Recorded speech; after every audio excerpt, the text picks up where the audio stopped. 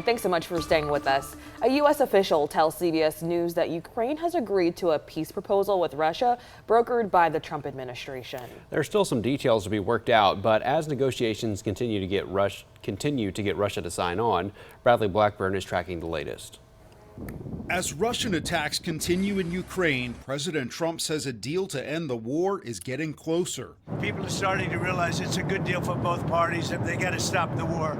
They're losing a lot of people, a lot of soldiers, mostly soldiers. A U.S. official tells CBS News Ukraine has agreed to a peace deal, but the head of the country's Security Council said they have reached only a common understanding on the core terms of an agreement. The details of a potential deal aren't public, but an early 28-point plan drawn up by the Trump administration has drawn bipartisan criticism over how much Ukraine would have to concede.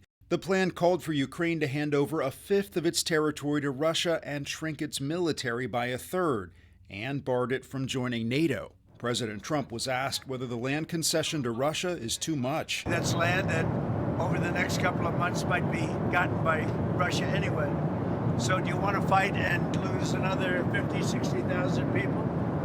Or do you want to do something now? In Moscow, Russia said they haven't received an updated version of the plan. And Ukraine's president, Volodymyr Zelenskyy, says any final agreement must include security guarantees to prevent another Russian invasion. I'm ready to meet with President Trump, and there are sensitive points to discuss. If there's more progress on the deal, Zelenskyy could come to the U.S., but President Trump says a proposed Thanksgiving deadline is now not set in stone.